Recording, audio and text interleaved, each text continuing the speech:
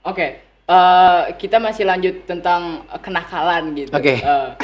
Pas lagi nakal itu kan pasti kayak pernah dihukum atau gimana gitu. Oh, Pernah sering. dihukum nggak? Sering. Sering. Ada fotonya masih di Facebook waktu kita ini apa dijemur gitu. Wow. Masih ada. Kalau bisa Masih boleh ada. dikirimkan, boleh. Iya, nanti- Langsung ditampilkan gitu di sini. di sini. Nanti aku coba cek ya. Kalau masih ada ya, kalau nggak ada ya udah. Dulu nakalnya dibikin asik aja, maksudnya bukan suatu kenakalan yang harus kita bisa jera, maksudnya jera tapi nggak apa-apa kalau diulang, yang penting kita jangan sama gurunya gitu. Oke. Tapi kalau nakal-nakal sekarang rata-rata Benci. sampai ke guru ya. Iya. Benci ke gurunya. Ada dulu saya dengar tapi bukan di SMK ini ya. Ada dulu kan guru diajak Berantem. Berantem. Oh iya, kayaknya tahu deh, kayaknya tahu deh. Itu kan daerah. nggak boleh. Heeh. Iya, Nggak boleh. Jadi maksud iya tadi konten nakal itu jangan yang merugikan orang lah. Merugikan diri sendiri nggak apa-apa. Bukan saya ngajarin, maksudnya cara menyikapi gambaran nakal itu seperti apa sih gitu. Kayak aku dulu kan nakalnya aku cuma satu buku dirangkum jadi 6 pelajaran. Itu kan salah satu konten yang nakal sebenarnya. iya. Karena guru kan mintanya jangan jadi gado-gado. digabung. Nah, aku kan enak aja jawabnya. Kan bukan di buku tuh, Bu, tapi di sini. Oh, iya benar. Kamu hebat banget ngomong. Iya kayak gitu Ya, sih, ya sih. Mudah-mudahan kamu pintar ya. Amin kan? Amin. Terbukti sekarang. Terbukti kan? Enggak pintar-pintar banget juga. Tapi paling enggak Iya. Itu dari dulu, Pak. oke. Oke. Ini balik lagi kita ke pekerjaan ya. Iya. Ke entertain ya namanya. Entertain. Kalau boleh tahu nih, ini sebenarnya bisa dipanggil bos nggak sih? Hah? Kakak nih. Panggil tante aja, Pak. Pendapatannya tuh sebenarnya range-nya ya, Jadi kontrol orang pajak lagi. Range-nya. Tergantung. Tergantung. Tergantung. Kalau omset mungkin 2 tahun terakhir agak turun ya karena pandemik. Oh ya. Nggak apa-apa, yang penting bisa survive dan nggak ada satupun karyawan yang saya berhentikan. Alhamdulillah. Wah, itu Karyawan saya SMK 1 loh. Jurusan kayu juga. Iya. Angkatan. Iya, dan itu baru tahu tahun-tahun terakhir. Oh. Kalau dia anak SMK 1. Kalau range tadi ya, Range. ya cukup lah buat bayar mobil, Waduh. bayar rumah, kemudian kebutuhan sehari-hari itu aja lah. kayaknya 1 M juga cukup deh buat semuanya. Tergantung. Sekarang kamu mau range berapa? Kalau nilai syukur kamu nggak ada juga nggak berarti. Is. Wow. Dalam. Ya kan? Mau dapat 1 juta kalau syukurnya tinggi, udah berasa 1 miliar. Iya, benar. Dapat omset 500 juta sebulan. Aku besok mau beli gedung. Berarti orang itu tidak ada puasnya. Sosok agama ya. Gila dalam banget sumpah. Mumpung bulan puasa nih ya. Nih, sudah. Tapi itu memang usaha itu berdampingan dengan spiritual. Oh, Ya, kalau orang itu tidak bisa membatasi, kalau kreativitas tidak boleh dibatasi. Tapi mau terrealisasinya kapan itu urusan kita. Misalkan you punya target tadi yang aku bilang, nanti aku mau bikin produkku gini, enggak, terserah terrealisasinya mau 1 tahun ke depan nggak masalah. Tapi kalau kepuasan yang hasil dari jualan mau dibelikan apa tuh, dia akan membingungkan dari segi manajemen. Gitu. Jadi cara mensyukuri itu harus ditanamkan dalam suatu harus usaha. selalu bersyukur ya. Iya, betul. Ini pertanyaan saya pribadi ya. Iya. Mungkin kawan-kawan juga yang tertarik menjadi wirausahawan mau tanya ini, saya wakilkan. Kalau dilihat-lihat ya, kita di media sosial itu jadi wirausahawan tuh enak. Wirausaha bukan wirausaha. Iya, terular lagi. Belebet gitu. Ya, enak ya kelihatannya udah tinggal duduk dapat duit. Enggak lah. Enggak ada. Sebenarnya status itu enak pekerja. Sekarang begini. Ini satu garis nih. Jadi satu drap ini tangan sebelah kanan owner, ini tangan sebelah kirinya pekerja. Nah, kalau tangan ini dibikin rata itu pekerja. Jadi range 5 juta, 5 juta, 5 juta sampai setahun 5 juta. Hmm. Tapi kalau owner dia gambarnya seperti tangan ini. 1 juta naik turun lagi. Oke. Nah, karena itu berbarengan dengan gaji. Kemudian berbarengan dengan maintenance suatu produk misalkan, kemudian update. Nah, jadi misalkan tekniknya begini. Kamu jual suatu brand skincare gitu. Ada brand ini. Yang di bawah ini mengerjakan skincare kalian. Kan? Mereka kerja harus dibayar dong. Iya.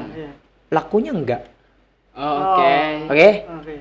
Nah, jadi sudah mulai naik laku tadi ya di sini nih zonanya. Nih, yang di sini. Mm-mm. Produk kita makin naik karena kinerja mereka bagus. Kinerja penjualan kita juga bagus, naik dengan segini. Tapi nanti ada turun lagi, update produk, brandingnya tadi. Nah, itu tuh anak PDKP tuh harus kerja tuh. Nah, medsosnya gimana, promotionnya gimana, turun dia omsetnya. Nanti naik lagi. Gitu. Tergantung fundamentalnya lah kayak gitu Ya, kan. tapi kalau pedagang itu enak. Kalau pedagang itu bisa melihat dari sesi bulan. Bulan Ramadan itu barang semua naik. Jadi sebelum Ramadan harus punya dong barang.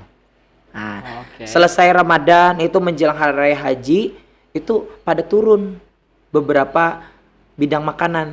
Nah, kita beli lagi tuh. Nanti selesai hari haji naik kan, kita udah ada stok.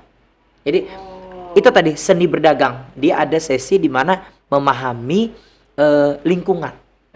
Sama seperti kayak saya punya kukuk Tahiti itu, dia kan hype kan. Harus melihat zaman. Kebetulan saya cuma ada 4 varian, 4 tahun saya nggak nambah. Alasannya kenapa? Biar nggak bikin kalian bingung kalau datang. Jadi parkir, Mas rasa ini satu, sini satu. Coba kalau saya bikin varian 21 nggak kepake. Bingung yang mau kan? beli. Makanya dia harus punya ada signature dalam satu produk. Nah, ini itu tuh. Gitu. Anak-anak desain harus pintar mengcover gimana sih biar tampilan itu menarik. Tuh buat anak desain juga ya. Iya. Ada lagi nih Kak. Pernah dalam posisi paling terpuruk nggak? Terpuruk? Pernah. Ya. Tuh di tahun berapa itu? Di era pandemik awal kemarin. Pandemi awal. Ya, Maret April kemarin saya harus jual aset pribadi untuk gaji karyawan. Itu yang KP apa yang kukuk? Yang kukuk. Yang kukuk, yang sangat Ya, kukuk. terdampak. Pernikahan juga nggak ada kan?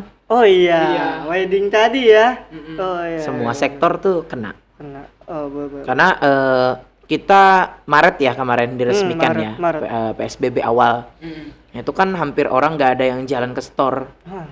Dan saya memutar otak apa yang saya berikan. Saya memfasilitasi free delivery ke semua lokasi. Dan naik omsetnya. Jadi omset itu mau naik atau turun tuh ya tergantung kita. Kalau biasanya kita dapat per bulan 10 juta sampai 5 juta, bulan ini dapat 3 juta ya nggak ada masalah gitu. Dengan fasilitas free delivery tadi, akhirnya naik. Kan tagline-nya di rumah aja kan? Bikin aja promo, kalian tetap di rumah biar kami yang ke rumah. Wah, gitu. Oke. Bisa. Tentang terpuruk tadi itu gimana cara wake up dari terpuruk? Mungkin itu kan bisa sampai ya aset itu loh, aset terjual itu kan pasti kayak merasa kehilangan banget kan gitu. Gimana caranya bisa wake up, bisa bangun lagi buat bangun semuanya lagi gitu? Semua kan titipan. Oh, oke. Semua kan titipan ya. Jadi kalau kita udah kembali ke ranah itu, kalau memang udah sampai rezeki ya pasti balik. Gitu aja sih. Kalau kemarin ya ngaturnya di media promosi, kemudian kita juga melihat peluang. Maksudnya ini gimana sih? Ini gimana sih? Harus dijadikan satu ya jalan. Karena awal-awal corona itu yang menjadi bingung itu aturan ya. Iya. Jadi kita dilarang nongkrong di rumah aja. Kemudian banyak tempat-tempat ataupun kayak ada pembatasan lah waktu itu kan. Nah, jadi orang kita nggak boleh ke daerah luar ini. Jadi kita bikin aja. Ditambah lagi banyak PHK ya waktu itu. Nah, jadi kan nilai beli orang tuh menurun waktu itu. Tapi sekali lagi kita bikin promosi. Jadi kalau misalkan seduanya 30 porsi kita bikin spesial hari ini cuma 25.000. Akhirnya orang terpacu beli, udah mulai naik, lalu kita bikin tetap 30 tapi free delivery untuk rumah. Nah, dan paling penting dalam setiap berdagang kita harus punya database. Apapun. Saya kalau ada klien saya tuh saya nomor. Nah, nomor telepon, kemudian apa dan sebagainya. Jadi kita kalau ada suatu produk yang mau dipromosikan, share di WA atau di Instagram gitu. Bisa sih itu. Nah, kemudian juga teknisnya, ini saya sharing ya buat teman-teman, buat adik-adik nih, buat kalian. Pandai-pandailah menjadikan klien kalian raja. Saya itu, kalau kamu nih mampir 10 kali lebih, tuh saya kasih nanti tiba-tiba gratis. Jadi saya telepon karyawan, itu masih di situ, masih kasihlah gratis 2 cup. Jadi waktu dia mau bayar, keluarkan duit, gak usah kak, kata owner kita digratisin. Wah udah tuh, masuk kan marketingnya. Nanti saya harus balik lagi ke sini. Harus balik. Nah kemudian 2019 saya open giveaway, kasih 1 buah sepeda motor buat seluruh customer saya. Undian waktu itu dapat 1 buah sepeda motor. Itu cara marketing, karena saya dulu pegang perumahan juga. Jadi Artinya nih ya, omsetnya lebih tinggi dari motor. Sekitar 50-an lebih lah kayaknya. Pak Den ini udah bisa mulai baca-baca omset. Bahaya ini Pak Den. Tapi nggak apa-apa, belajar ya. Belajar. Tapi jangan fokus ke hasil, tapi fokus dulu. Saya selalu memaknai, menarilah dulu, nanti kamu dibayar orang. Dah gitu aja. Oke. Ada yang mau ditanya? Ada.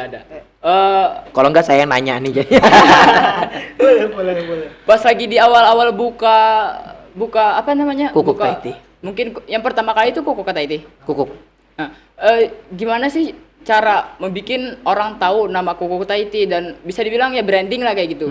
Itu tuh modalnya juga gitu. Ya. Itu emang harus gimana gitu. Buat jadi orang tahu.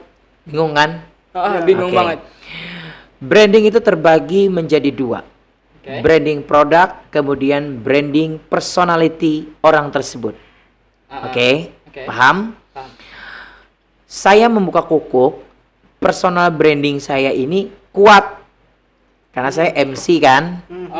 Saya memaknai saya kuat. Kemudian saya aktif di komunitas. Kemudian saya juga berteman dengan orang siapapun saya anggap teman.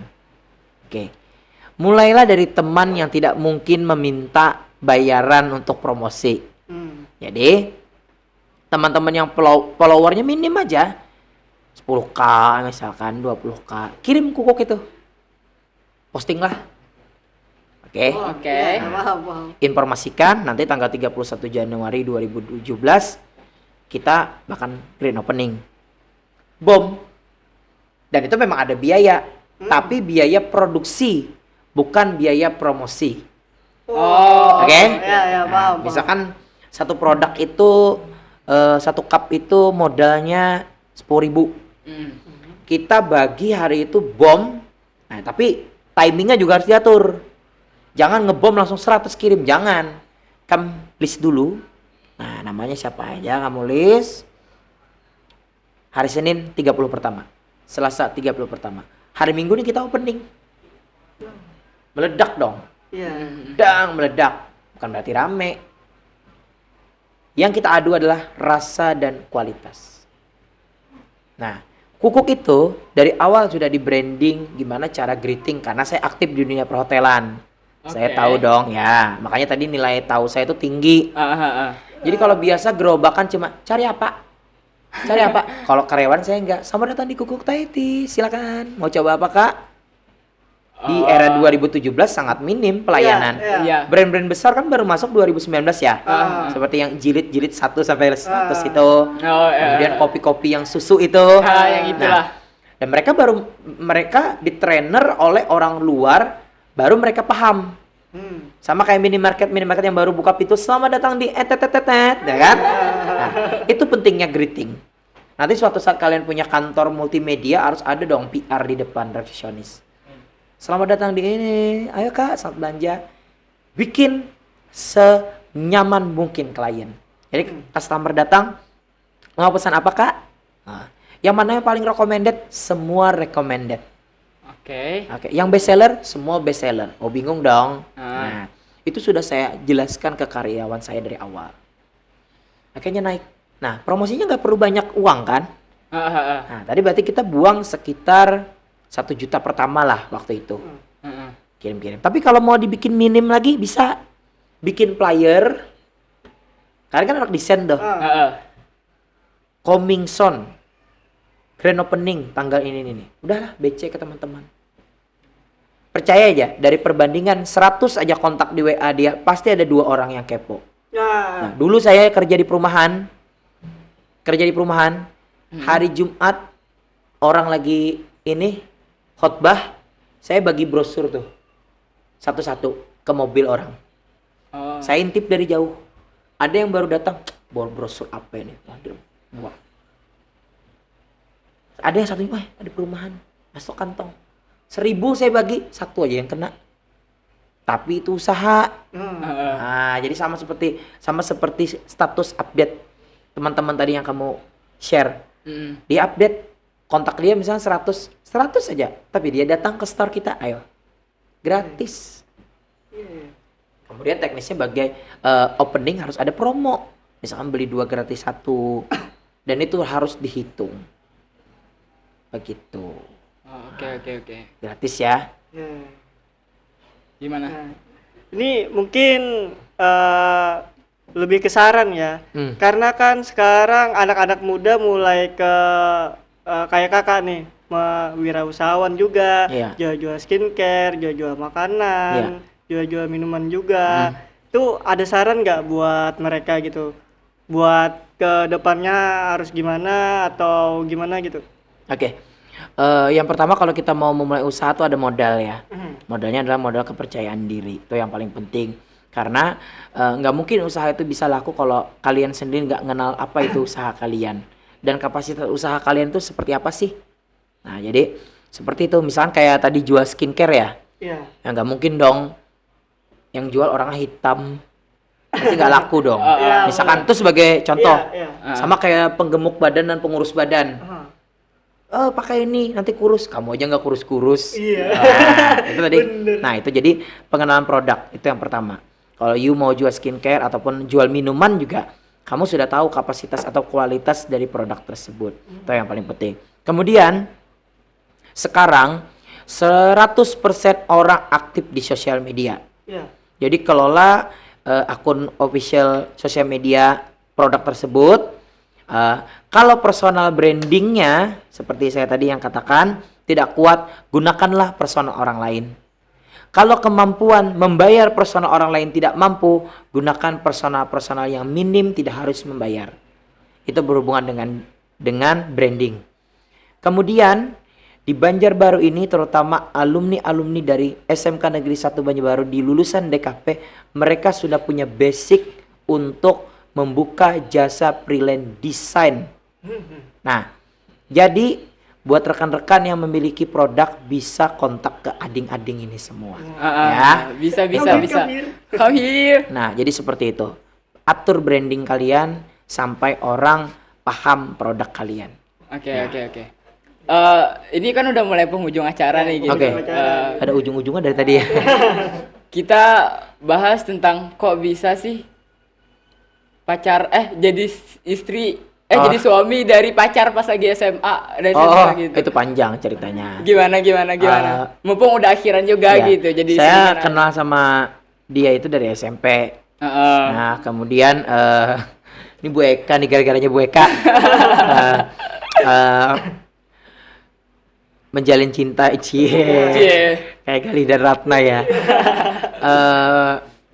Menjalin cintanya 2010 2011 sebelum lulusan.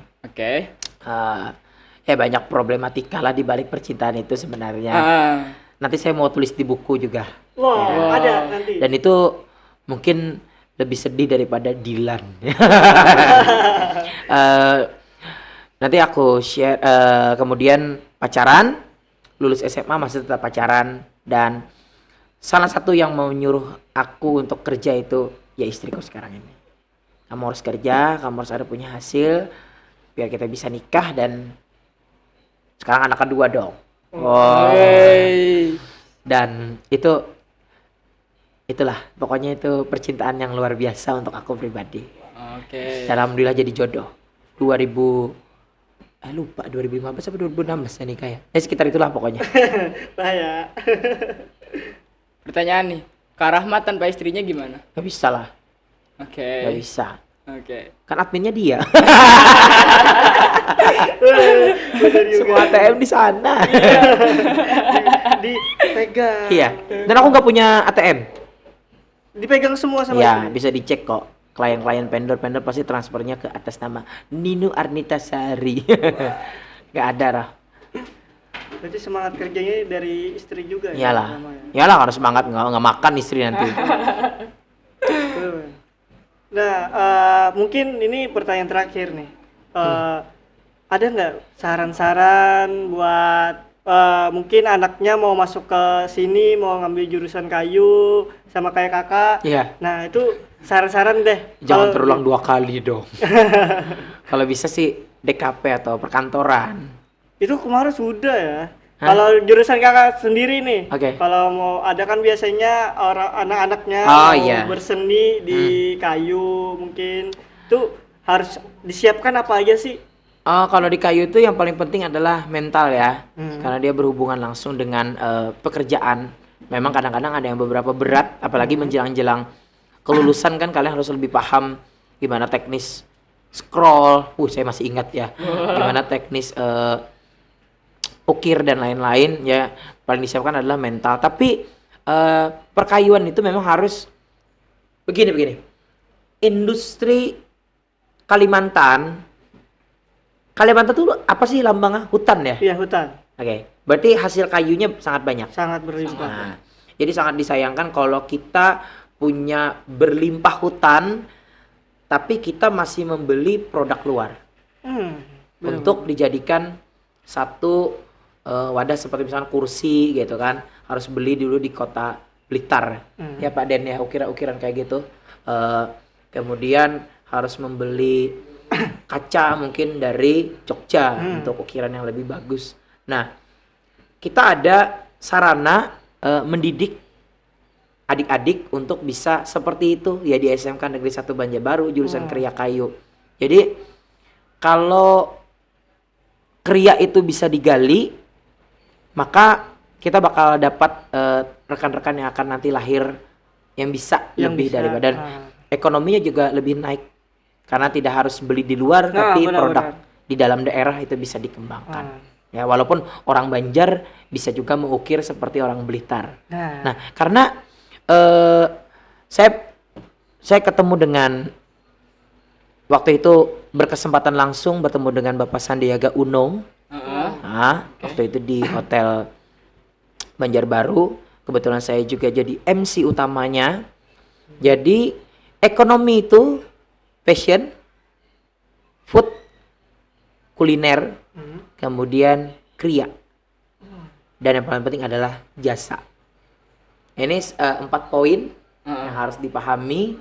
Jadi fashion itu berhubungan dengan jasa desain, jasa produksi, jasa promosi, dan itu ada semua di SMK 1. Ada. Ya. Kemudian kriya itu adalah hasil yang dikelola oleh siapapun dan itu dibolehkan siapapun untuk berkarya. Nah, dan itu juga ada di SMK 1. Ada juga. Kriya, tekstil, keramik, apa satu logam. Nah, kemudian yang terakhir adalah makanan dan minuman, dan itu berhubungan juga di SMK 1. Jadi teman-teman, kalau mau berusaha di 4 bidang itu silakan sekolah di SMK Negeri 1 Banjarbaru. Ada lagi? Udah sih kayaknya cukup ya. Oke. Kalau enggak sampai sahur nih di sini. Sebagai kata penutup mungkin berikan kami motivasi buat adik-adik. Kata-kata motivasi. Oke. Sekali lagi rekan-rekan, jangan pernah berhenti untuk belajar. Kemudian juga selalu menjadi orang yang sangat kepo di bidang usaha ataupun kesuksesan. Kalau mereka bisa, kenapa kita enggak? Tapi saya selalu bilang di closing statement saya, kalau kamu mau menjadi yang nomor 1, jangan melawan 2 dan 3, tapi mulailah dari 0. Wah.